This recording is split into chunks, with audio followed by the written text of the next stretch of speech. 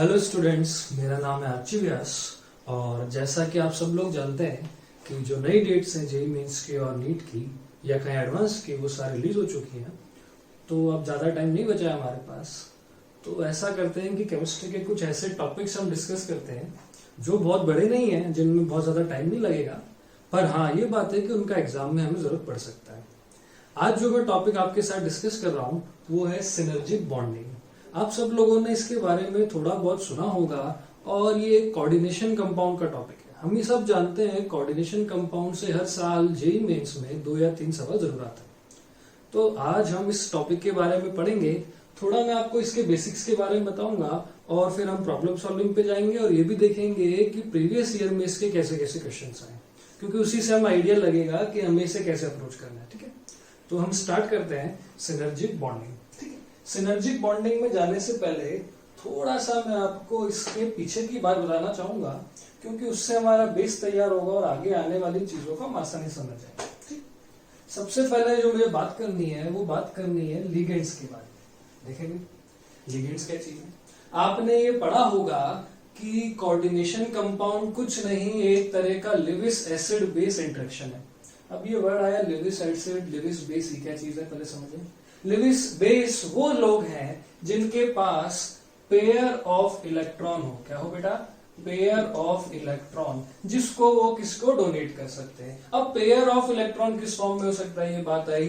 Pair of electron lone pair की form में हो सकता है। जैसे हम बोलूं अमोनिया के अंदर नाइट्रोजन पे लोन पेयर है, वाटर के अंदर ऑक्सीजन के ऊपर लोन पेयर है। या और किस तरीके से हो सकता है भाई? अरे बहुत कॉमन चीज एनायन की फॉर्म में हो सकता है। क्या? F- हो गया, Cl- हो गया, Br- हो गया, S-2 हो गया। ये सब भी क्या है? नेगेटिव चार्ज है। क्या इनके पास हाई इलेक्ट्रॉन क्लाउड डेंसिटी है क्या? तो ये किसी को डोनेट कर सकते हैं? बिल्कुल कर सकते हैं। अच्छा, दूसरी बात, लिविस एसिड क्या होंगे? अरे लिविस एसिड वो होंगे जिनके पास इलेक्ट्रॉन की कमी है। जैसे मैं बोलूं मेटल आयंस। कोऑर्डिनेशन कंपाउंड्स के जनरली जो मेटल आयंस होते हैं वो कौन से होते हैं बेटा? डी ब्लॉक होते हैं। डी ब्लॉक मेटल आयंस होते हैं जिनसे कोऑर्डिनेशन कंपाउंड बनते हैं। तो लिविस एसिड कौन हो गए? हमारे मेटल कैटायंस। और लिविस बेस कौन हो गए? हमारे वो स्पीशीज जो इलेक्ट्रॉन पेयर को डोनेट कर सकती है। उसी से हम आगे बढ़ते हुए चलते हैं और हमने एक डेफिनेशन पढ़ी लिगेंड्स की। लिगेंड्स क्या है भाई? लिगेंड्स की डेफिनेशन क्या लिखी गई? Ligands are Lewis base. क्या है बेटा? ये लिविस बेस हैं जो कि क्या बनाते हैं? कॉम्प्लेक्स बनाते हैं with metal by donating electron pair. Electron pair किसको डोनेट करने वाले हैं? ये मेटल को। क्यों करने वाले हैं? क्योंकि मेटल पे कैसा चार्ज है? पॉजिटिव। लिगेंड के पास क्या? Electron cloud density. तो इनके इंटरेक्शन से जो कंपाउंड बनते हैं उसे हम क्या बोलते हैं? Coordination compound. तो बेसिकली एक तरह की क्या है? Lewis acid base reaction. ठीक है भाई। इसके बाद हमने ये जानना है कि लिगेंड्स कितने तरह के होते हैं। लिगेंड्स को डिवाइड भी किया जाता है। सबसे पहले लिगेंड्स डिवाइड होते हैं on the basis of charge. अब इसका क्या मतलब है? इसका मतलब यह है कि मैं आपको फॉर एग्जांपल बोलूं कि ये अमोनिया किस तरह का लिगेंड है बेटा? तो आप बोलेंगे कि ये लोन पेयर रखने वाला लिगेंड है, पर इस पे कोई चार्ज नहीं है। ये क्या है? न्यूट्रल। तो ये कैसा हो गया? न्यूट्रल। अगर मैं आपसे बोलूं F- किस तरह का लिगेंड है, तो आप बोलेंगे ये ऐसा लिगेंड है जो इलेक्ट्रॉन पेयर तो दे रहा है, पर इस पे कैसा चार्ज है? Negative charge. तो ये किसके बेसिस पे डिवीजन हो जाता? On the basis of charge. एक और डिवीजन होता है डेंसिटी के बेसिस पे। उसमें अभी हम नहीं जा रहे हैं क्योंकि हमारा टॉपिक में उसकी जरूरत नहीं पड़ेगी। अच्छा, मैं डायरेक्ट जिस बात पे आ रहा हूं वो है on the basis of nature of bond. Synergic bonding में हमें यह देखना है कि बॉन्ड का नेचर कैसा है, उसी से हमारी सारी बातें क्लियर होगी। देखे भाई, on the basis of nature of bond जो मैंने लिगेंड को डिवाइड किया, वो देखे नाम पढ़ेंगे ध्यान से। क्या लिखा है? Classical ligands. और इधर क्या लिखा है? Non classical ligands. इन दोनों में अंतर क्या समझते हैं? आपने ये पढ़ा या मैंने अभी आपको ये बताया कि कोऑर्डिनेशन कंपाउंड क्या है? लिविस बेस का इलेक्ट्रॉन पेयर किसको जा रहा है भाई? लिविस एसिड को। या अब आसान भाषा में बोले लिगेंड का इलेक्ट्रॉन पेयर किसको जा रहा है? मेटल आयन को। तो भैया ये हमारे क्लासिकल लिगेंड है। ये रहा मेरा मेटल, ये रहा मेरा लिगेंड, और ये क्या जा रहा है उसको? इलेक्ट्रॉन।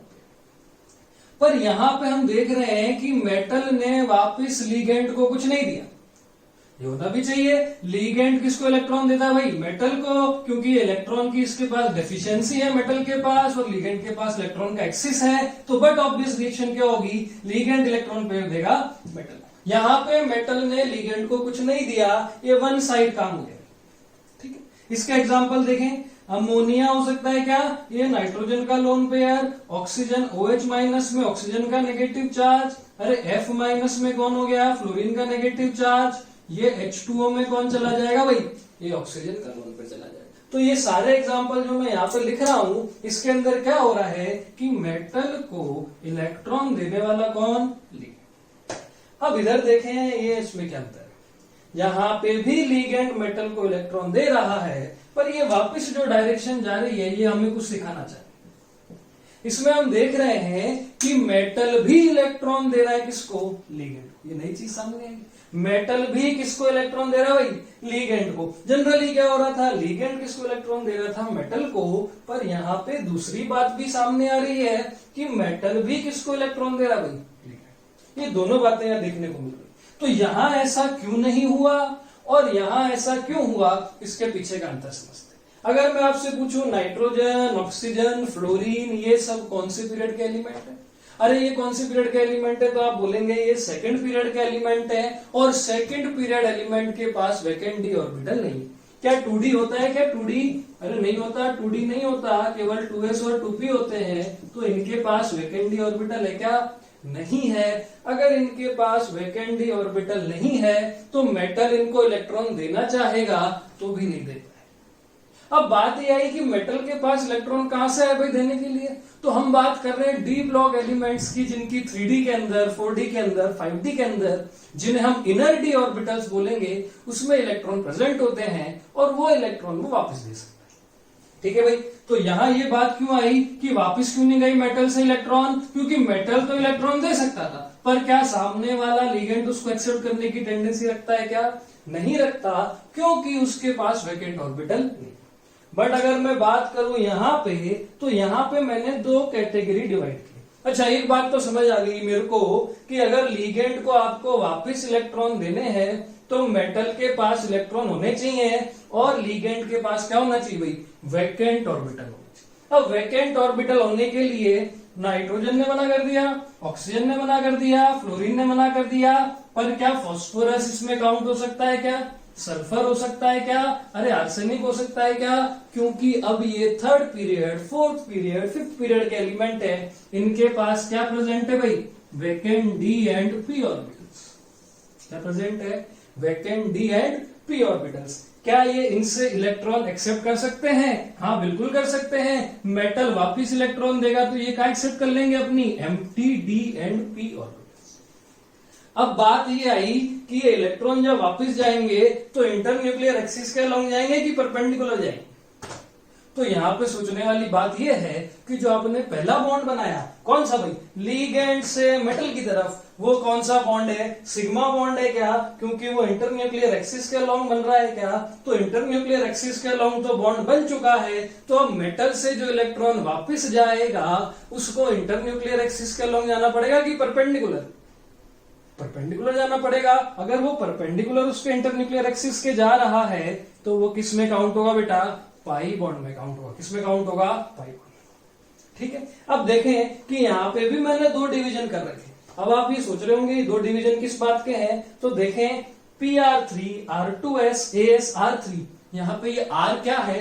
वो R कोई भी ग्रुप हो सकता है, हाइड्रोजन हो जाए, क्लोरीन हो जाए, CH3 हो जाए, C2H5 हो जाए, उससे मुझे फर्क नहीं पड़ेगा। कारण ये है कि जहां इलेक्ट्रॉन एक्सेप्ट हो रहा है, अरे वो तो फास्फोरस सल्फर है ना, उनके पास वैकेंट डी ऑर्बिटल है, उनसे जुड़ा हुआ कोई भी ग्रुप। अच्छा, तो ये इधर क्या कर रहे हैं ये लोग? Cn- CO NO+N2 ऐसे मॉलिक्यूल देख के मेरे दिमाग में क्या आना चाहिए? मॉलिक्यूलर ऑर्बिटल थ्योरी आनी चाहिए। क्या आना चाहिए? Molecular orbital. अब कुछ सोच रहे हैं कि अरे यहां तो इनको लिया नहीं, अब कार्बन नाइट्रोजन सेकंड पीरियड के एलिमेंट है तब भी यहां आ गए। अरे इन मॉलिक्यूल्स को किससे समझेंगे हम? MOT से समझेंगे।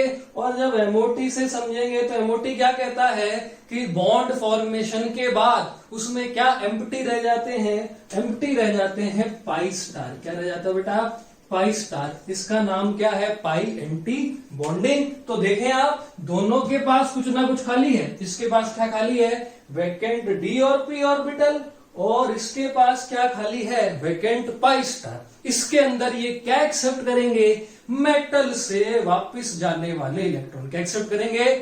मेटल से वापस जाने वाले इलेक्ट्रॉन। तो यहाँ पे क्या हो रहा है? लिगेंड मेटल को इलेक्ट्रॉन दे रहा है इंटरन्यूक्लियर एक्सिस के अलोंग, जो कॉमन कोऑर्डिनेशन कंपाउंड में होता है, और साथ ही साथ मेटल भी इलेक्ट्रॉन दे रहा है। किसको? लिगेंड को। क्या ये गिव एंड टेक प्रोसेस हो गया? क्या एक हाथ देना, एक हाथ लेना हो गया क्या? इसी को क्या बोलते हैं बेटा? Synergic bonding. इसी को क्या बोलते हैं? Synergic bonding. समझ आई बात आराम से? अब देखें सिनर्जिक बॉन्डिंग होती कैसे होगी। एक बॉन्डिंग का कंसेप्ट है, आपको थोड़ी ऑर्बिटल्स का शेप ध्यान रखना है, और थोड़ा सा मेरे को चाहिए जरूरत वीबीटी का। ठीक है, तो अपन थोड़ा सा वीबीटी को इंट्रोड्यूस करेंगे और उससे इस चीज को आराम से हम समझ सकते। देखें,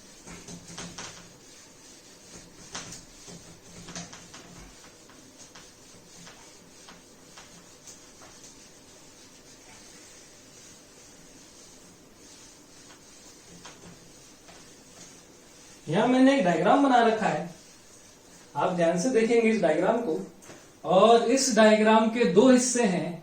ये M रिप्रेजेंट कर रहा है मेटल को, और ये मेरा एक ग्रुप मैंने कोई भी एग्जांपल के लिए ले लिया PR3। क्या ग्रुप ले लिया बेटा? PR3। PR3 क्या है? फास्फोरस सेंट्रल एटम है, इससे लगे हुए ये 3 ग्रुप। ये हाइड्रोजन भी हो सकते हैं, क्लोरीन हो सकते हैं, CH3 हो सकते हैं, C2H5 हो सकते हैं, कोई भी ग्रुप। ठीक है, अब देखें मैं क्या देख रहा हूं। मैंने सबसे पहले ये देखा कि फास्फोरस लिगेंड का काम कर सकता है क्या? फास्फोरस लिगेंड का काम कर सकता है क्या? बिल्कुल कर सकता है, क्योंकि फास्फोरस के इलेक्ट्रॉनिक कन्फिग्रेशन में क्या अवेलेबल है? 1 2 1 2 3। ये क्या है बेटा? लोन पेयर अवेलेबल है। क्या ये मेटल को दे सकता है? अगर मेटल को जरूरत है तो बिल्कुल दे सकता है। तो यहां पे अगर मैं बोलूं फास्फोरस ने मेटल को इलेक्ट्रॉन दिए, अब थोड़ा ध्यान से समझना, काम की बात है ये। अगर आप सीख गए तो सिनर्जिक बॉन्डिंग आप सीख जाओ। हम बॉन्डिंग में पढ़ते हैं कि जब भी कोई बॉन्ड फॉर्मेशन होता है तो एक एटम आता है, दूसरा एटम आता है, एक इलेक्ट्रॉन ये देता है, एक इलेक्ट्रॉन ये देता है, बॉन्ड बन जाता है। क्लियर है? पर कोऑर्डिनेशन कंपाउंड में बात कुछ अलग है। क्या बात अलग है? कि यहाँ दोनों इलेक्ट्रॉन किसको देने हैं? लिगेंड को। तो मेटल का ऑर्बिटल क्या होना चाहिए बेटा?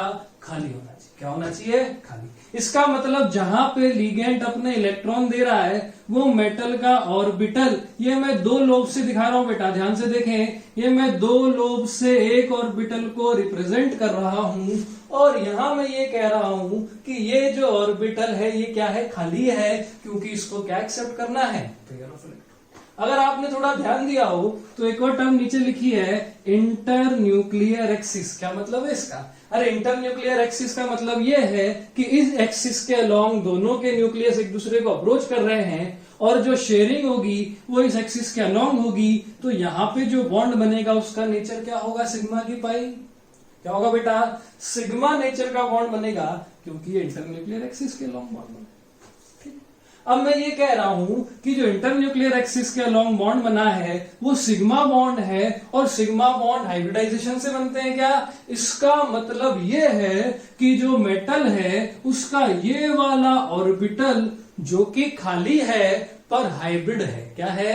हाइब्रिड है। ये बात ध्यान समझना, ये जो ऑर्बिटल है ये खाली है पर क्या है?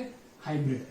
ठीक, तो मैंने नीचे लिखा एम्प्टी, या आप लिखें vacant hybrid orbital of central atom और आयन। ये दोनों वर्ड क्यों यूज कर रहा हूं? क्योंकि आपने कोऑर्डिनेशन कंपाउंड में पढ़ा होगा, एटम भी हो सकता है मेटल का, या आयन भी हो सकता है। देखेंगे अभी एग्जांपल में। तो मैंने एक ऑर्बिटल क्या बनाया? ये वो ऑर्बिटल है जो एम्प्टी है पर कैसा है बेटा? हाइब्रिड है। क्या है? हाइब्रिड। अच्छा, अब मैंने दूसरी बात क्या बोली कि यहां से तो ये बन गया सिग्मा बॉन्ड। अब मैंने एक और सेट ऑफ ऑर्बिटल बनाया, ये देखें 4 लोग। अगर आपको पीरियोडिक टेबल से पहले क्वांटम नंबर में इनकी शेप्स पता हो तो डी ऑर्बिटल कैसे होते हैं? डबल शेप की डबल डबल शेप है। क्या ये डबल डबल शेप का कौन है? D orbital. क्या मैं इनको बोल सकता हूं ये डी ऑर्बिटल का कोई एक हिस्सा होगा? और यहाँ पे मैंने ये दिखाया है कि इसके अंदर क्या रखे हुए हैं, इलेक्ट्रॉन। सारी बात यहाँ से क्लियर हो जाएगी कि ये ऑर्बिटल तो कैसे हैं, हाइब्रिड हैं पर वैकेंट हैं, और जो इंटरन्यूक्लियर एक्सिस के परपेंडिकुलर चले गया वो ऑर्बिटल फिल्ड है। क्या है, फिल्ड है, पर वो अनहाइब्रिड है। क्या है, अनहाइब्रिड है। मतलब मेटल के पास कितने तरह के ऑर्बिटल हो गए बेटा, हाइब्रिड वाला एक सेट ऑफ ऑर्बिटल्स हो गया, और दूसरा कौन सा हो गया, अनहाइब्रिड। हाइब्रिड वाला जो है वो खाली है, अनहाइब्रिड वाला फिल्ड है। हाइब्रिड वाला खाली है, अनहाइब्रिड वाला फिल्ड है। ठीक है, फास्फोरस से बोला तुम क्या कर सकते हो, फास्फोरस ने बोला देखो लोन पेयर तो मैं दे चुका हूं। अरे लोन पेयर तो मैं दे चुका हूं, अब और क्या चाहिए मुझसे। तो मैंने बोला फास्फोरस क्या तुम्हारे पास कुछ वैकेंट ऑर्बिटल टाइप की चीज है क्या। उसने कहा हाँ बिल्कुल है, और इसका तो ये 3D ऑर्बिटल लग रहा है मेरे को। क्या लग रहा है बेटा, 3D ऑर्बिटल। देखे सिमेट्री मैच कर रही है क्या, plus plus minus minus plus plus minus minus, खाली है, भरा है। क्या इलेक्ट्रॉन डोनेट किए जा सकते हैं, बिल्कुल किए जा सकते हैं, पर क्या इंटरन्यूक्लियर एक्सिस के अलग हुआ क्या, नहीं, ये परपेंडिकुलर टू इंटरन्यूक्लियर एक्सिस हुआ क्या। तो इस बॉन्ड को हम क्या बोलेंगे भाई, किस नेचर का बोलेंगे, पाई बॉन्ड के नेचर का बोलेंगे। अरे यहाँ नाइट्रोजन होता तो ऐसा कर पाता क्या, नाइट्रोजन कहता लोन पेयर तो दे सकता हूं पर वापस इलेक्ट्रॉन नहीं ले सकता क्योंकि मेरे पास क्या नहीं है, वैकेंट ऑर्बिटल। तो आप देखेंगे कि यहाँ सिग्मा बॉन्ड बना और उसके ऊपर क्या बना। अब ये देखा गया कि ये पाई बॉन्ड तो है पर यहाँ इलेक्ट्रॉन लगातार घूमते रहते हैं, क्योंकि मेटल की इलेक्ट्रोनेगेटिविटी कम होगी, फास्फोरस की ज्यादा होगी, इलेक्ट्रॉन क्लाउड घूमता रहेगा, तो ये रेजोनेंस करता है, इसलिए कंप्लीट पाई बॉन्ड नहीं कहलाता। आपने पढ़ा होगा बैक बॉन्डिंग, वहां भी कंप्लीट पाई बॉन्ड नहीं होता, पार्शियल पाई बॉन्ड होता। तो कैसे पता चलता होगा कि यहाँ पाई बॉन्ड आ गया। अरे मैं आपसे बोलूं M और P का जो बॉन्ड स्ट्रेंथ होगा सिंगल बॉन्ड का, उससे ये बॉन्ड स्ट्रेंथ ज्यादा होगा क्या। अच्छा मैं आपको बोलूं वाइब्रेशन चेक करेंगे तो भैया एक बॉन्ड का वाइब्रेशन ज्यादा होगा तेजी से, कि उसके ऊपर अगर एक और बॉन्ड हो गया तो वाइब्रेशन क्या हो जाएगा, कम हो जाएगा। तो मैं ये कह रहा हूं कि जो वाइब्रेशन इस बॉन्ड का था उससे कम वाइब्रेशन होगा जब यहाँ पे एडिशनल बॉन्ड आ जाएगा, क्योंकि अब बॉन्ड ऑर्डर बढ़ चुका। तो मैंने आपसे ये बोला कि ये जो बॉन्ड ऑर्डर था पहले 1 था, पर पाई क्लाउड के शिफ्ट होने के कारण ये 1 से ज्यादा हो गया। इसका मतलब ये बॉन्ड और भी स्ट्रांग हो गया। ठीक है, इसी को हम बोलते हैं सिनर्जिक बॉन्डिंग। इसने दिया क्या, इस हाथ से फास्फोरस ने, और इस हाथ से। देखिए बेटा एक एग्जांपल से समझते हैं कि ये और कैसे काम करता है और कब कब ये आपको ऑब्जर्व हो। ठीक है, देखें मैंने एक एग्जांपल लिया FeCN6 और इस पे चार्ज है -4। ये कोऑर्डिनेशन कंपाउंड है जिसका कोई कैटायन भी होगा, बाहर बिल्कुल होगा। ये एनायनिक पार्ट है, ये कैटायनिक पार्ट है, ये आपका सेंट्रल मेटल है क्या बेटा। और ये वाला हिस्सा क्या है इसका, अगर आपसे पूछे यहाँ कितने लिगेंड डोनेशन कर रहे हैं, भाई 6 लिगेंड डोनेशन कर रहे हैं। लिगेंड कौन है भाई, साइनाइड लिगेंड है क्या। देखें ध्यान से, अगर मैं पूछूं आयरन की ऑक्सीडेशन स्टेट तो आप बोलोगे भाई Cn- पे कितना चार्ज, -1 का, ऐसे कितने Cn-6, तो यहाँ चार्ज कितना, -6 का। यहाँ चार्ज -6 का, ओवरऑल चार्ज -4 का, तो आयरन का ऑक्सीडेशन स्टेट क्या हो गया बेटा, +2। अगर आयरन का ऑक्सीडेशन स्टेट +2 हो गया तो आप मुझे बताएंगे Fe+2 का कन्फिग्रेशन क्या हो जाएगा, आर्गन हो जाएगा क्या, और ये हो जाएगा 3d6 4s0 और 4d। मैं ऐसा क्यों कर रहा हूं, क्योंकि मुझे आपको वीबीटी में से कुछ बातें यहां से निकलवानी। ठीक है, अब देखें ये आउटर कन्फिग्रेशन अगर मैं बनाने की कोशिश करूं तो ये हो गया बेटा आपका 1 2 3 4 5 और 6। 4s खाली है क्या, और आगे आने वाला 4d भी। अगर मैं आपसे बोलूं कि ये लिगेंड, अगर आपको वीबीटी की एक बात याद हो, कार्बन और नाइट्रोजन डोनर जो होते हैं वो क्या होते हैं, स्ट्रॉन्ग फील्ड लिगेंड होते हैं। तो ये क्या करा देंगे, 3d इलेक्ट्रॉन की पेयरिंग क्या करा देंगे, पेयरिंग। ध्यान समझना बेटा, पेयरिंग कराने के बाद ये कैसा दिखेगा, पेयरिंग कराने के बाद ये दिखेगा 1 2 3 4 5 6। अरे ये dxy है, ये dyz है, ये dzx है, ये dx² - y² है, और आखिरी वाला क्या है, देखें इलेक्ट्रॉन की पेयरिंग हो गई क्या, और ये 2d ऑर्बिटल खाली रह गए क्या। आगे क्या है भैया, आगे है ये 3d है, ये 4s है, और ये क्या है आगे 4d। लीगेंड कह रहा है मेरे को लोन पे डोनेट करना है, मेटल ने बोला देखो ये तो भर चुके हैं, तुम्हें कहाँ डोनेट करना पड़ेगा, वैकेंट ऑर्बिटल में। वैकेंट ऑर्बिटल कौन है, ये रही 2, एक ये रही, आगे भी है। कितनी चाहिए, साइनाइड से पूछा गया भैया कितनी ऑर्बिटल चाहिए, उसने कहा 6 ऑर्बिटल चाहिए। तो ये 1 2 3 4 5 6 ऑर्बिटल क्या हो जाएंगी, मिक्स हो जाएंगी और हाइब्रिडाइजेशन कर लेंगी। पर ये जो ऑर्बिटल्स हैं जो कि फिल्ड है, ये कैसी है, अनहाइब्रिड। जो हमने थोड़ी देर पहले बात की वो क्लियर हो रही है। मेटल के पास हाइब्रिड ऑर्बिटल तो वैकेंट है, अनहाइब्रिड ऑर्बिटल क्या है, फिल्ड है। ठीक है, इसको डायग्राम के थ्रू देखते हैं। ये रहा Fe+2, ये रहा Fe+2, और ये रहा साइनाइड। देखिए भाई साइनाइड ये रहा क्या, अरे ऑक्टेट कंप्लीट करना है, ऑक्टेट कंप्लीट करने के लिए ये मैंने लिखा, ये मैंने लिखा, ये मेरा साइनाइड है क्या। थोड़ा सा एमओटी की तरफ चलें और समझें कि साइनाइड के पास क्या खाली है और क्या भरा हुआ है। देखें भाई एमओटी क्या कहता है कि कितने इलेक्ट्रॉन सिस्टम में Cn-। अगर मैं आपसे पूछूं Cn- का टोटल इलेक्ट्रॉन कितना है, तो आप बोलेंगे कार्बन के पास 6, नाइट्रोजन के पास 7 और एक और मिल गया, तो 7 और 1 8 और 1 14 इलेक्ट्रॉन सिस्टम क्या है, 14 इलेक्ट्रॉन सिस्टम पे कैसा रूल लगेगा, N2 वाला रूल लगेगा। तो इनका डायग्राम कैसा आएगा, N2 जैसा। मैं केवल आपको इसकी मेन बातें बता रहा हूं ताकि हमारा काम हो जाए फटाफट। ये देखें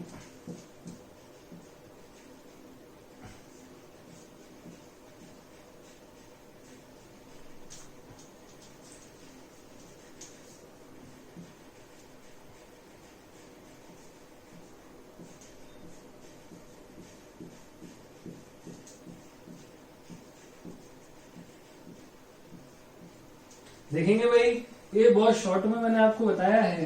ये हमारा सिग्मा सिग्मा स्टार, ये हमारा सिग्मा सिग्मा स्टार, ये हमारा पाई बॉन्डिंग, ये हमारा सिग्मा बॉन्डिंग, और देखें भाई खाली क्या नजर आ रहा है, पाई स्टार। ध्यान से देखेंगे खाली क्या नजर आ रहा है, पाई स्टार। अब मैंने पूछा साइनाइड तुम क्या इलेक्ट्रॉन पेयर डोनेट करना चाहोगे, उसने कहा बिल्कुल करना चाहोगे, तो कहां से करेंगे। उसने बोला जो मेरा सबसे हाईएस्ट एनर्जी पे इलेक्ट्रॉन पेयर रखा है वो मैं डोनेट करूंगा। अरे समझ आई बात। कोई भी मॉलिक्यूल अपना कौन सा इलेक्ट्रॉन पेयर डोनेट करना चाहेगा, या कोई भी एटम अपना कौन सा इलेक्ट्रॉन पेयर डोनेट करना चाहेगा, जो कि सबसे हाईएस्ट एनर्जी पे।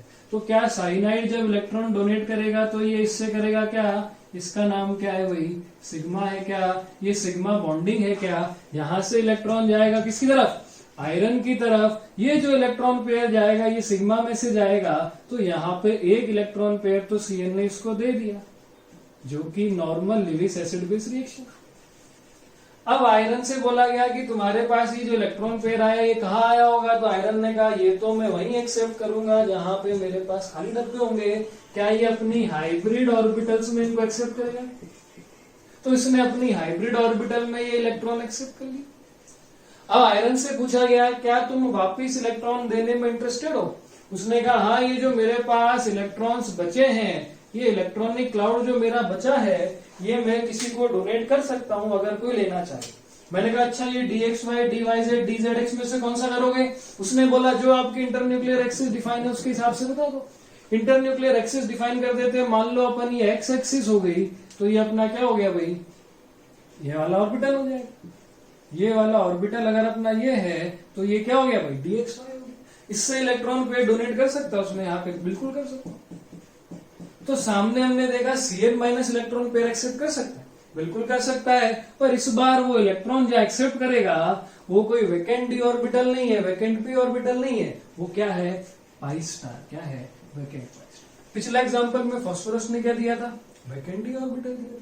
यहाँ पे वैकेंट और डी ऑर्बिटल नहीं है, पर यहाँ पे क्या है, एम्प्टी पाई स्टार है। तो Cn बोलेगा ये मेरा एम्प्टी पाई स्टार है, इसके अंदर मैं किससे इलेक्ट्रॉन ले सकता हूँ भाई, आयरन से इलेक्ट्रॉन। देखिए सिनर्जिक बॉन्डिंग का एक और एग्जांपल आपके सामने है। Fe+2 की हाइब्रिड ऑर्बिटल जो कि वैकेंट थी, उसमें Cn ने अपना इलेक्ट्रॉन दिया, कहां से, हाईएस्ट एनर्जी मॉलिक्यूलर ऑर्बिटल से, और आयरन के पास जो एक्सिस में इलेक्ट्रॉन क्लाउड डेंसिटी थी वो उसने किसको डोनेट कर दी, Cn को डोनेट कर दी। कहां डोनेट की, उसके पाई स्टार में जो कि वैकेंट था। ठीक है, बात समझ आई। दोनों तरह की सिनर्जी बॉन्डिंग हमने देखी। अब हमारे पास एग्जांपल क्या है, एग्जांपल है मेटल कार्बोनिल्स। क्यों ऐसा मैं कह रहा हूं, क्योंकि एनसीईआरटी जो है वो किसकी बात करता है, मेटल कार्बोनिल्स की बात करता है, और उसके एग्जांपल हमें देखने हैं।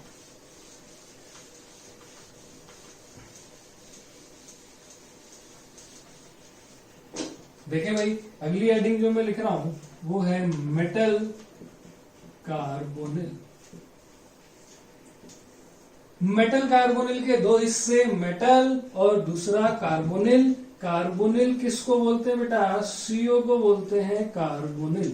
सीओ कार्बन मोनोऑक्साइड, इसका जब ये लिगेंड की तरह यूज होता है तो इसका नाम क्या हो जाता है, कार्बोनिल, और इसके साथ मेटल लग गया तो ये कोऑर्डिनेशन कंपाउंड फॉर्म होता है और इसे अपन बोलते हैं मेटल कार्बोनिल। सीओ देखें, एक बात ध्यान रखें, it is carbon donor ligand. ध्यान देंगे इस बात का कि सीओ क्या है, कार्बन डोनर लिगेंड है, और ये कितने इलेक्ट्रॉन डोनेट करता है, 2 इलेक्ट्रॉन डोनेट करता है, और किससे डोनेट करता है, कार्बन। तो CO is a carbon donor and it gives 2 electron पर सीओ।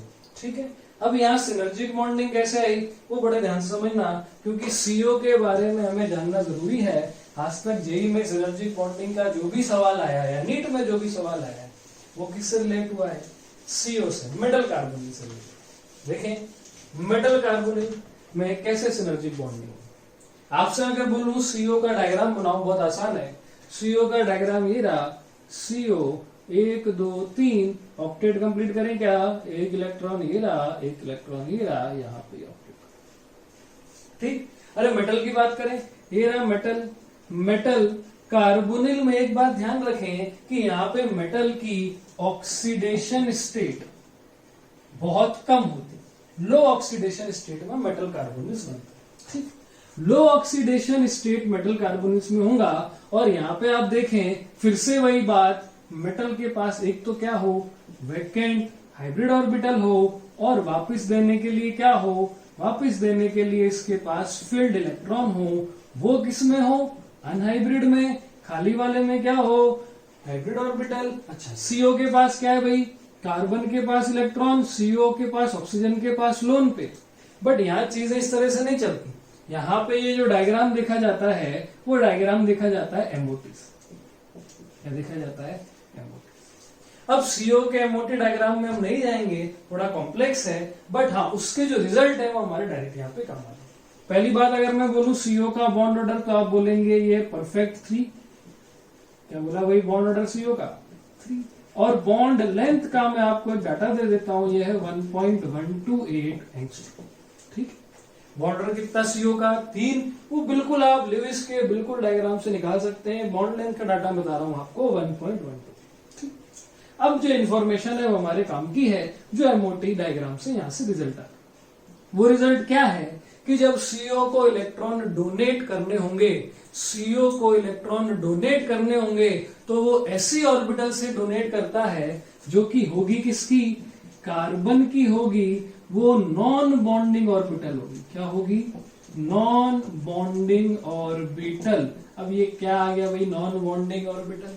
अरे आप जब ओवरलैपिंग कराते हैं तो एक बनता है बॉन्डिंग, एक बनता है एंटी बॉन्ड। बट जब दो ऑर्बिटल के बीच का एनर्जी डिफरेंस ज्यादा होता है और उनके एनर्जी डिफरेंस के मैच नहीं करते तो कभी कभार क्या बन जाता है, नॉन बॉन्डिंग। नॉन बॉन्डिंग का मतलब क्या, जो इलेक्ट्रॉन पेयर जहां था वहीं रहा और उसने मिक्सिंग में पार्टिसिपेट नहीं किया। सी और ओ के जो एटॉमिक लेवल्स हैं, एनर्जी लेवल्स हैं, उनमें भी डिफरेंस ज्यादा है। इस कारण से कार्बन और ऑक्सीजन के बीच में कुछ ऑर्बिटल्स क्या कर लेते हैं, नॉन बॉन्डिंग में चले जाते हैं। ना वो बॉन्डिंग बनाते हैं ना वो एंटी बॉन्डिंग बनाते हैं, वो क्या करते हैं, नॉन बॉन्डिंग। इसमें अंतर क्या, बॉन्डिंग बोले तो स्टेबल बना, एंटी बॉन्डिंग तो हाई एनर्जी बना, और नॉन बॉन्डिंग में क्या हुआ, और कार्बन और ऑक्सीजन के ऑर्बिटल ने इंटरेक्ट नहीं किया। ऐसा करने पे क्या बना भाई, नॉन बॉन्डिंग ऑर्बिटल। ठीक, तो ये नॉन बॉन्डिंग ऑर्बिटल में लोन पेयर रखा हुआ है, ये इलेक्ट्रॉन पेयर रखा हुआ है, बट इसके अंदर जो कैरेक्टर होती है, इसके अंदर जो कैरेक्टर होती है वो किसकी होती है बेटा? एंटी बॉन्डिंग की। किसकी कैरेक्टर होती है? स्लाइट एंटी बॉन्डिंग की कैरेक्टर होती है। तो कैसी? नॉन बॉन्डिंग, बट कैरेक्टर किसकी है? Anti bonding, slightly anti bonding है। ठीक है, तो सीओ में जो डोनर एटम है वो कौन होगा? कार्बन। वो किसको अपना इलेक्ट्रॉन पेयर देगा? मेटल को। क्या ये सिग्मा बॉन्ड बना? क्या बिल्कुल बना। अच्छा इधर देखें, सीओ तुम्हारे पास खाली क्या है? सीओ तुम्हारे पास खाली क्या है? क्या वैकेंट डी ऑर्बिटल? नहीं। Vacant p orbital? नहीं। Pi star. क्या खाली है? Pi star. तो मेटल वापिस किस में इलेक्ट्रॉन देगा इसको? Vacant pi star. देखें, मेटल कार्बोनिल की सिनर्जिक बॉन्डिंग में दो बातें ध्यान रखनी है। जब सीओ इलेक्ट्रॉन देता है तो किससे देता है? ऐसी नॉन बॉन्डिंग ऑर्बिटल जिसके अंदर कैरेक्टर किसके? Anti bonding. और जब वापिस इलेक्ट्रॉन लेता है तो कहां लेता है? Empty pi star. कहां लेता है? Empty pi star. अब ये बात आई कि सीओ में इसने कार्बन से क्यों दिया, ऑक्सीजन से क्यों नहीं दिया? ठीक है, तो अगर मैं आपसे पूछूं इलेक्ट्रोनेगेटिविटी में कार्बन ज्यादा कि ऑक्सीजन ज्यादा? बेटा कार्बन की इलेक्ट्रोनेगेटिविटी कितनी होती है? 2.5। ऑक्सीजन की इलेक्ट्रोनेगेटिविटी कितनी होती है? 3.5। तो एटॉमिक ऑर्बिटल न्यूक्लियस के किसके क्लोज होंगे? ऑक्सीजन के। किसके न्यूक्लियस से दूर होंगे? कार्बन के। तो जो इलेक्ट्रॉन पेयर हायर एनर्जी पे होगा वही तो जाएगा। जो इलेक्ट्रॉन पेयर हायर एनर्जी पे होगा वही तो जाएगा। किसका इलेक्ट्रॉन पेयर हायर एनर्जी पे होगा? अरे कार्बन का इलेक्ट्रॉन पेयर हायर एनर्जी पे होगा। इसका मतलब इलेक्ट्रॉन पेयर किसका जाएगा? कार्बन का। वही गया। उसमें कैरेक्टर कैसी थी? Anti bonding. कैरेक्टर कैसी थी? एंटी। ये दिमाग में रखना कि उसके अंदर कैरेक्टर कैसी है? एंटी बॉन्डिंग की। और जब इलेक्ट्रॉन वापस जा रहा है तो वो कहां जा रहा है? Empty pi star. वो तो पहले भी ऐसा ही था, अभी भी ऐसा। अच्छा, ऐसा करने से क्या हुआ? ऐसा करने से क्या फर्क पड़ा?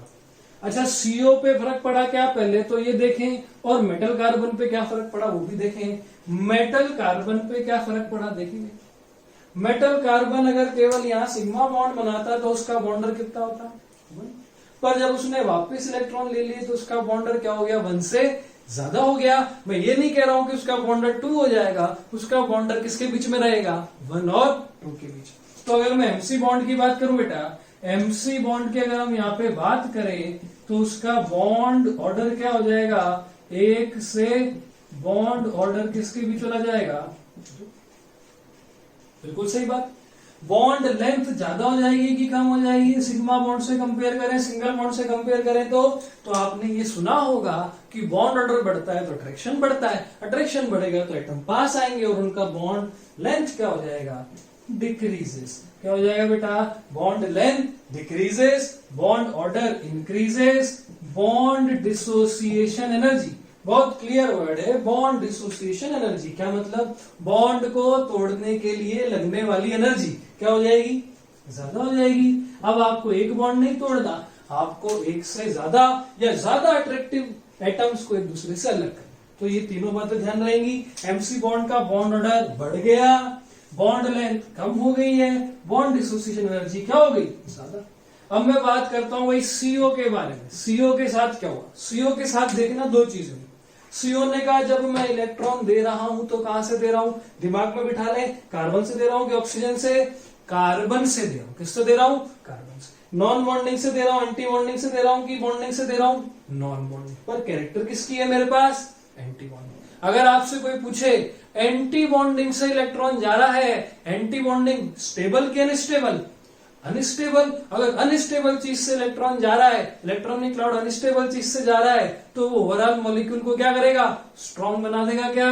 तो यहाँ पे जब बॉन्ड से इलेक्ट्रॉन जाते हैं, नॉन बॉन्डिंग से इलेक्ट्रॉन जाते हैं जिसमें कैरेक्टर किसकी है? एंटी बॉन्डिंग की, तो सीओ स्ट्रॉन्ग होता है। पर अभी एक ही बात हुई है, ये हमने किसको देखा है? इलेक्ट्रॉन को जाने। जब आप इलेक्ट्रॉन को वापस आते हुए देखेंगे तो वो कहां पे आ रहे? अब वो कहां पे आ रहे? पाई स्टार में आ रहे हैं। क्या? अरे वो पाई स्टार में आ रहे हैं। क्या? पाई स्टार क्या है? Anti bonding. किसी मॉलिक्यूल को बोलो तुम्हें एंटी बॉन्डिंग में हम इलेक्ट्रॉन देंगे तो उसका बॉन्डर क्या होगा? बढ़ेगा कि कम होगा? कम हो जाएगा। क्योंकि बॉन्ड ऑर्डर का फॉर्मूला क्या होता है? N bonding minus N anti bonding by. तो अगर आप एंटी बॉन्डिंग में वापस इलेक्ट्रॉन ले रहे हो तो बॉन्ड ऑर्डर क्या हो जाएगा, कम। तो यहाँ दो बातों में लड़ाई हो गई। सीओ ने बोला जब मैं इलेक्ट्रॉन दे रहा हूं मेरा जो इलेक्ट्रॉन पेयर है वो एंटी बॉन्डिंग कैरेक्टर वाले में से जा रहा है तो मैं स्ट्रॉन्ग होऊंगा, पर जब इलेक्ट्रॉन आ रहे हैं तो वो एंटी बॉन्डिंग में आ रहे हैं, प्योर एंटी बॉन्डिंग में आ रहे हैं, इसका मतलब वहां बॉन्डर घटेगा। अब इन दोनों बातों में जीतेगा कौन, अरे जब जा रहा है तो स्लाइट कैरेक्टर एंटी बॉन्डिंग से जा रहा है क्या, पर जब आ रहा है तो कंप्लीट एंटी बॉन्डिंग कैरेक्टर में जा रहा है क्या, इसका मतलब नुकसान तो होगा। और सीओ को ओवरऑल नुकसान होता है। सीओ को ओवरऑल अगर नुकसान होगा तो उसका बॉन्ड ऑर्डर क्या होगा, कम हो जाएगा, 3 से कम हो जाएगा। Bond order will be less than 3। देखिए भाई, मेटल कार्बन बॉन्ड स्ट्रांग हो गया पर बॉन्ड ऑर्डर ऑफ सीओ किससे कम हो गया, 3 से कम। अगर बॉन्ड ऑर्डर में कमी आई, बॉन्ड ऑर्डर में कमी आई तो सीओ का बॉन्ड लेंथ क्या हो जाएगा, ज्यादा हो जाएगा। अगर बॉन्ड ऑर्डर में कमी आई है तो बॉन्ड लेंथ में क्या होगा, इंक्रीमेंट होगा। और बॉन्ड डिसोसिएशन एनर्जी, अरे बॉन्ड डिसोसिएशन एनर्जी किससे कंपेयर करो, बॉन्ड ऑर्डर से। 3 का बॉन्ड ऑर्डर था, 3 का बॉन्ड ऑर्डर से कुछ कमी आई होगी तो बॉन्ड डिसोसिएशन एनर्जी भी क्या हो जाएगी, कम हो जाएगी। क्या, ये तीनों बातें ध्यान दें। बॉन्ड लेंथ किससे कम हो जाएगी, ये डाटा है 1.128, जो सीओ की बॉन्ड लेंथ थी उससे ये बॉन्ड लेंथ क्या हो जाएगी, कम हो जाएगी। इस तरीके से एमसी बॉन्ड को तो फायदा हुआ पर सीओ को क्या हुआ, नुकसान हुआ, क्योंकि उसका बॉन्ड ऑर्डर क्या हो गया, कम। कारण फिर से बता रहा हूं, जब इलेक्ट्रॉन दिए तो एंटी बॉन्डिंग कैरेक्टर वाली से दिए, कंप्लीट एंटी बॉन्डिंग से नहीं दी। पर जब इलेक्ट्रॉन एक्सेप्ट किए तो एक complete pi star anti bonding में एक्सेप्ट किए, उस कारण से इसको नुकसान हुआ। मेटल कार्बन बॉन्ड को क्या हुआ, फायदा हुआ, क्योंकि पहले एक ही बॉन्ड था, अब एक से ज्यादा बॉन्ड यहाँ पे फॉर्म हो गया।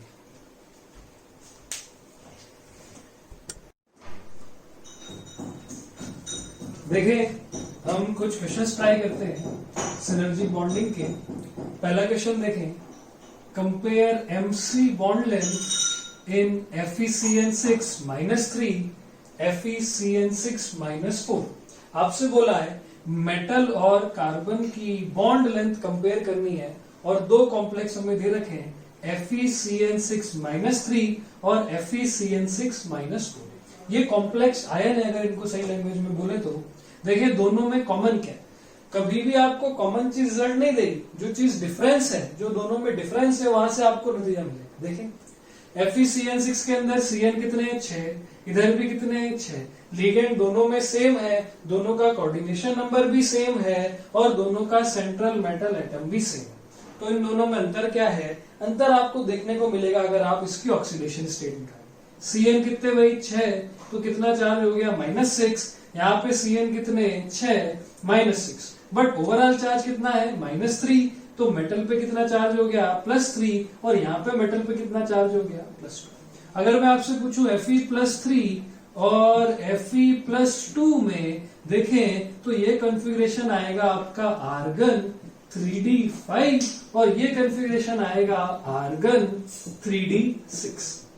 अब देखें, आपसे मेटल कार्बन बॉन्ड कंपेयर कर रहा है तो यहाँ कहीं ना कहीं सिनर्जिक बॉन्डिंग का खेल है। अगर मैं आपसे पूछूं एक +3 वाला इलेक्ट्रॉन डोनेट करे और एक +2 वाला इलेक्ट्रॉन डोनेट करे, कौन ज्यादा इलेक्ट्रॉन डोनेट करेगा, तो आप देख सकते हैं इसके पास 5 इलेक्ट्रॉन है, इसके पास 6 इलेक्ट्रॉन है, या मैं बोलूं Fe+2 के पास इलेक्ट्रॉनिक क्लाउड रिलेटिवली ज्यादा है, किससे, Fe+3 से। तो जो डोनेशन एबिलिटी होगी लिगेंड से नहीं, मेटल से डोनेशन एबिलिटी किसकी ज्यादा होगी, Fe+2 की। अगर Fe+2 ज्यादा मेटल में इलेक्ट्रॉन डोनेट करेगा लिगेंड को तो वहां जो बॉन्ड बनेगा उसकी स्ट्रेंथ ज्यादा होगी, किसके मुकाबले, Fe+3 के हिसाब से। तो MC बॉन्ड में किसकी बॉन्ड लेंथ ज्यादा होगी। अब स्ट्रेंथ अगर इसकी ज्यादा है, या सिनर्जिक बॉन्डिंग इसमें ज्यादा हो रही है, +2 में, तो बॉन्ड लेंथ किसकी ज्यादा होगी भाई, Fe+3 वाले की बॉन्ड लेंथ ज्यादा होगी, किसके मुकाबले, Fe+2 वाले। तो सही आंसर क्या हो जाएगा, बॉन्ड लेंथ में ज्यादा कौन, बॉन्ड लेंथ में ज्यादा वो जहां इलेक्ट्रॉन डोनेशन, बैक डोनेशन जो है वो कम हो रहा है। तो ये सही आंसर। इसके बाद अगला क्वेश्चन देखें जो JEE 2007 में आया था। देखें, बड़ा आसान सवाल। इसमें आपसे पूछा है कि CO बॉन्ड ऑर्डर कंपेयर करना है इन चारों। CO bond order. अब ये मेटल कार्बोनिल की बात कर रहा है। मेटल कार्बोनिल में क्या, CO का बॉन्ड वीक होता है, मेटल कार्बन का बॉन्ड स्ट्रॉन्ग होता है। देखिए भाई 4 ऑप्शन क्या दिए थे, MnCO होल 6। ध्यान देंगे मेटल कार्बोनिल में ये जो +1 है इसका इंपॉर्टेंस, यहाँ पे कितना चार्ज है प्लस, तो ये जो प्लस चार्ज है किस पे होगा, Mn पे। क्यों, क्योंकि CO तो एक न्यूट्रल लिगेंड है। क्या है, CO एक न्यूट्रल। तो Mn पे कितना चार्ज है, यहाँ पे +1। यहाँ पे आयरन पे कितना चार्ज है, 0। यहाँ पे क्रोमियम पे कितना चार्ज है, 0। यहाँ पे वेनेडियम पे कितना चार्ज है, -1। अगर मैं आपसे पूछूं इन सब में से सबसे ज्यादा मेटल पे चार्ज किसके पास है, तो वो वेनेडियम के पास है। अगर इसके पास इलेक्ट्रॉन चार्ज डेंसिटी ज्यादा है तो ये CO को बैक डोनेशन ज्यादा करेगा क्या, और जितना CO को बैक डोनेशन ज्यादा होता है, MC बॉन्ड तो स्ट्रांग होता है पर CO का बॉन्ड क्या हो जाता है, वीक। कारण याद करेंगे, क्योंकि उसके कहा इलेक्ट्रॉन जा रहे हैं, पाई स्टार में। अगर पाई स्टार में इलेक्ट्रॉन जा रहे हैं तो वो वीक होता जाएगा। इसमें पूछा है बॉन्ड ऑर्डर सबसे कम किसमें होगा, CO का। CO का बॉन्ड ऑर्डर पूछ रहा है, ध्यान दें MC बॉन्ड का नहीं पूछ रहा, CO का पूछ रहा। CO उतना ही वीक होता जाता है जितना ज्यादा उसको मेटल से इलेक्ट्रॉन मिलता है। तो सबसे ज्यादा क्लाउड डेंसिटी किस पे, V- पे, वेनेडियम माइनस पे, तो वो CO को सबसे ज्यादा वीक कर देगा। तो करेक्ट ऑप्शन क्या हो गया, VCO-6। एक और क्वेश्चन देखते हैं। इसमें एक नया वर्ड यूज हो रहा है, स्ट्रेचिंग फ्रीक्वेंसी। ये क्या चीज है, देखिए इसमें बोला compare the stretching frequency of CO bond in CO whole 6। CO whole 6 ये हो गया, ये कोबाल्ट बेटा अंतर समझे इसमें, ये कोबाल्ट सेंट्रल मेटल है और ये CO क्या है, कार्बोनिल है। यहाँ पे देखिए कंपाउंड क्या है, CO कोबाल्ट है, CO होल 4 क्या है, कार्बोनिल है, NH3 होल ट्वाइस क्या है बेटा, अमोनिया। दोनों का कोऑर्डिनेशन नंबर अगर आप देखें 6 है क्या, दोनों पे चार्ज कितना है, 0। अंतर किस बात का, अंतर किस बात का, अंतर इस बात का कि यहाँ सारे के सारे कौन है, CO, पर यहाँ 4 CO है और 2 क्या है, अमोनिया। अब ये पूछ रहा है stretching frequency of CO bond. क्या समझेंगे स्ट्रेचिंग फ्रीक्वेंसी से, आपने ये जाना कि कोई भी मॉलिक्यूल के जो एटम्स हैं वो अपनी एक्सिस के अलोंग क्या करते हैं, वाइब्रेशन करते हैं। और अगर आप वाइब्रेशन की बात करें, मैं आपसे पूछूं कि वाइब्रेशन कब ज्यादा होता होगा और कब कम होता होगा, तो आप बोलोगे जितना बॉन्ड स्ट्रांग होता है, जितना बॉन्ड स्ट्रांग होगा उतना वाइब्रेशन क्या होगा, कम, और जितना बॉन्ड वीक होगा उतना वाइब्रेशन क्या होगा, तो इस बात को आप रिलेट करना। जब CO को इलेक्ट्रॉन वापस मिलते थे भाई, CO को इलेक्ट्रॉन वापस मिलते थे तो उसका बॉन्ड क्या होता था, स्ट्रॉन्ग से वीक हो जाता था क्या, बॉन्ड लेंथ बढ़ जाती थी क्या, बॉन्ड डिसोसिएशन एनर्जी कम हो जाती थी क्या, तो उसका वाइब्रेशन क्या हो जाएगा, ज्यादा। स्ट्रेचिंग फ्रीक्वेंसी क्या है, वो एनर्जी फोटोन की जो आपको देनी पड़े किसी भी मॉलिक्यूल को वाइब्रेट कराने के लिए। तो अगर आप सोचो कि जब बॉन्ड ही वीक हो गया तो उसको वाइब्रेट कराने के लिए लगने वाले फोटोन की एनर्जी भी क्या हो जाएगी, कम। स्ट्रॉन्ग बॉन्ड को अगर आपको वाइब्रेट कराना है तो आपको ज्यादा एनर्जी देनी पड़ेगी, वीक बॉन्ड को वाइब्रेट कराना है तो कम एनर्जी देनी पड़ेगी। इसका मतलब स्ट्रेचिंग फ्रीक्वेंसी कैसे रिलेट हो रही है, वीक बॉन्ड की स्ट्रेचिंग फ्रीक्वेंसी कम। स्ट्रेचिंग फ्रीक्वेंसी कहां से देखेंगे, इंसिडेंट फोटोन की एनर्जी से। जितना स्ट्रॉन्ग बॉन्ड उतनी स्ट्रेचिंग फ्रीक्वेंसी ज्यादा, जितना वीक बॉन्ड उतनी स्ट्रेचिंग फ्रीक्वेंसी कम। तो सिंपल सा लॉजिक ये देखना है कि कौन सा CO स्ट्रॉन्ग है और कौन सा वीक है। देखिए दोनों के अंदर डोनर एटम कौन, कोबाल्ट। मैं यहाँ डायग्राम बना देता हूं, ये रहा CO, और अगर आपको 6 CO को यहाँ देखना है, ये रहे आपके 6 CO, और इधर है 2 तो अमोनिया है और 4 क्या है, हमने पूछा कि अमोनिया क्या तुम इलेक्ट्रॉन वापस लोगे क्या मेटल से, उसने कहा नहीं, मेरे पास कोई वैकेंट ऑर्बिटल नाम की चीज नहीं है, मैं केवल CO को इलेक्ट्रॉन दूंगा, वापस नहीं दूंगा। मैंने कहा CO तुम इलेक्ट्रॉन देना चाहते हो क्या, मैंने कहा, उसने कहा हाँ देना तो चाहता हूं पर किसको दूं, तो हमने बोला इस कार्बोनिल को दे दो, इस कार्बोनिल को दे दो। तो यहाँ पे दोनों केस के अंदर कोबाल्ट के पास जो इलेक्ट्रॉन पेयर है वो देना चाहता है CO को। यहाँ कितने CO लेने में इंटरेस्टेड है, यहाँ कितने कार्बोनिल लेने में इंटरेस्टेड है, 6, और यहाँ पे कितने इंटरेस्टेड है भाई, 4। दोनों बार CO का सेम चार्ज यहाँ कितने लोगों में डिवाइड होगा, 6 लोगों में, यहाँ कितने में डिवाइड होगा, 4 लोगों में।